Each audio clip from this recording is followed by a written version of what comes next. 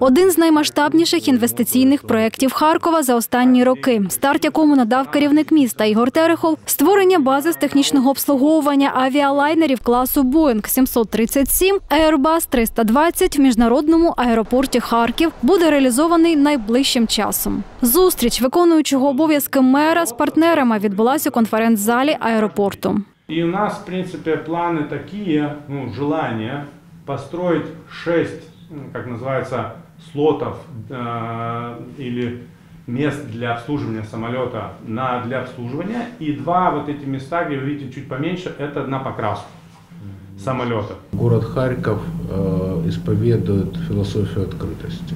Раз. Мы открыты полностью для инвесторов, мы открыты для таких инвесторов, как вы в том числе. Почему? Потому что мы хотим, чтобы в городе Харькове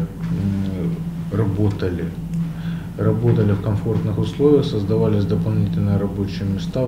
Перемовини в цьому напрямку велись ще рік тому, та корективи внесла пандемія. Тож сьогодні за круглим столом обидві сторони дійшли згоди щодо реалізації проекту. І якщо раніше мова йшла про 1-2 ангари, то зараз обговорюється будівництво 8 місць для технічного обслуговування літаків на загальній площі близько 26 тисяч квадратних метрів. Обсяг інвестицій у цей проект з боку литовської компанії протягом 3 років планується на рівні 25 мільйонів євро.